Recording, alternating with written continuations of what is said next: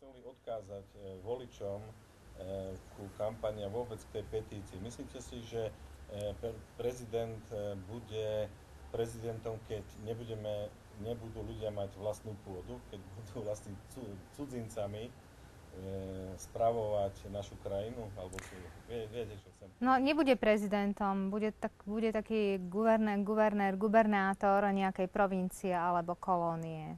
Toto už naozaj nemožno považovať postavu prezidenta, ktorý nebude schopný chrániť národné záujmy a ľudské hodnoty, slobodu, suverenitu, svojbytnosť, sebaurčenie nášho štátu nemožno považovať za riadneho prezidenta, ktorý by bol nositeľom prirodzenej autority.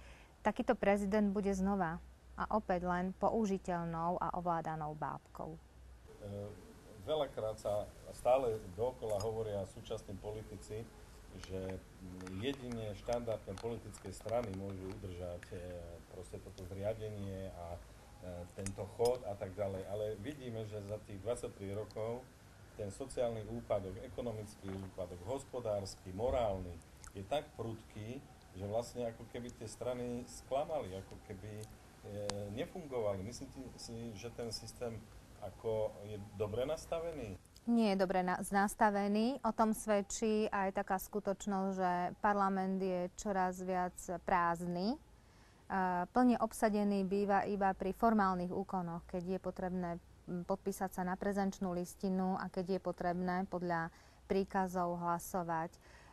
Parlament, tak ako ho ja poznám za tých niekoľko mesiacov, pomaly 2 roky, nie je prirodzenou platformou, na ktorej by bolo možné vytvárať slobodné, tvorivé a pre ľudí prospešné zákony.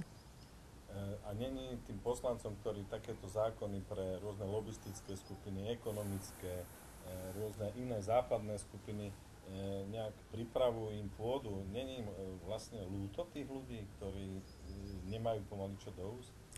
Toto je dobrá otázka a veľmi dôležitá otázka, podľa mňa aj kľúčová otázka v týchto voľbách. Len je to otázka priamo na týchto predstaviteľov, ale zároveň aj na voličov, ktorí takýchto ľudí, ktorí k nám ako k národu, k hodnotám, ktoré tu boli vytvorené, nemajú úctu. Je to otázka pre tých voličov, prečo ich stále volia. Čiže ako keby tým občanom, alebo ten občan ako keby bol zámerne zatiahnutý do existenčných problémov a nemal ako keby čas a vôľu rozmýšľať nad tým, komu vlastne dávajú mandát pri voľbách. Áno, je to ten cieľ. Doteraz boli často využívané práve metódy zastrašovania, zavádzania, manipulácie.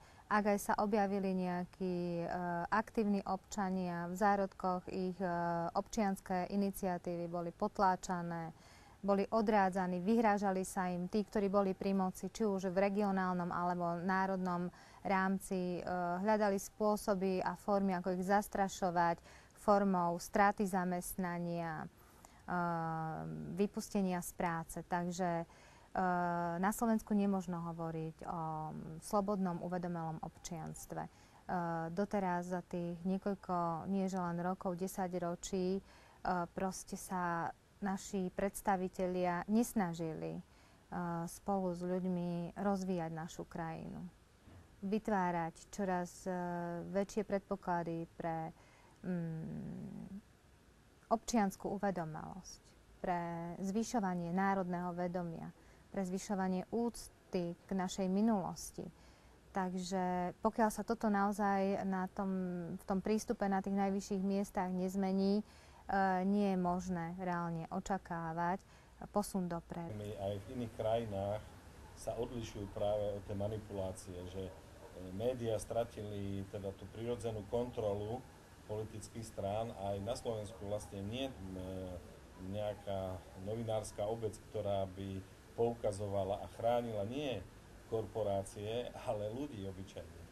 A tí ľudia, ktorí aj už zo zúfalstva niečo aj povedia, tak sú strkaní za extrémistov. Ale aký máte na to názor? No je to nesprávny postoj, veď práve tieto útoky na ľudí, ktorí sa snažia odlíšiť v svojich postojoch na základe uplatnenia riadneho demokratického práva práve títo ľudia, ktorí na slobodný prejav útočia, dávajú príklad agresívneho správania.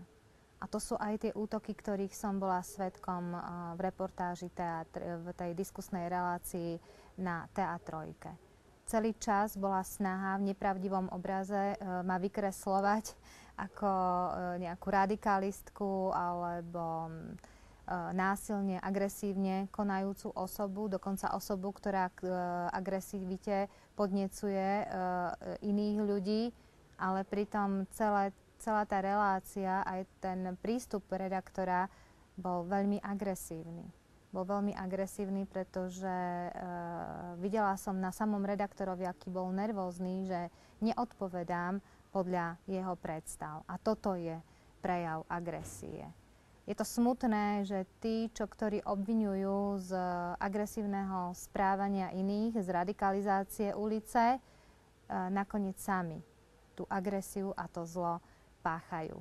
Viete, to, že sú dnes ľudia neagresívni, ale vyjadrujú svoju nespokojnosť a to napätie spoločenské aj sociálne eskaluje, nie výrazom toho, že výrazom alebo nie je to v dôsledku toho popisu osôb, ktorí o tom hovoria, prípadne poslancov ako ja, ale toto je naozaj výraz arogantného prístupu k vykonávaniu moci. Napriek tomu, že napätie v spoločnosti eskaluje, namiesto toho, aby vláda sa s pokorou nad stavom spoločnosti zamyslela, aby touto pokorou ďalšej eskalácii spoločenského napätia zabránila, naďalej tuneluje štátne podniky. Robí pravý opak, ako si žiada situácia vonku. Privatizujú Slovak Telekom, spoločnosť Cargo, železničnú dopravu. Tak kto spôsobuje to napätie? No určite nie ja ako poslankyňa, ktorá hovorí o tom a vyzýva vládu, aby s týmito korupčnými a zapredávajúcimi praktikami prestala. To zlo a tú agresiu v spoločnosti spôsobuje práve vláda tým, ako koná. Ako sa nevie zastaviť v tunelovaní a v rozkrádaní, v systematickom rozkrádaní našich spoločných verejných prostriedkov, nášho spoločného štátneho majetku. A idú až tak ďaleko, že sa podieľajú aj na zábere našej pôdy. A členstvo v NATO ako vnímate? Tam tiež platíme obrovské peniaze. No, ja si myslím, že revíziou musia prejsť všetky naše účasti v rôznorodých medzinárodných, či už vojenských alebo hospodárskych organizáciách a paktoch a nevyhne sa tomu ani tá naša účasť v NATO.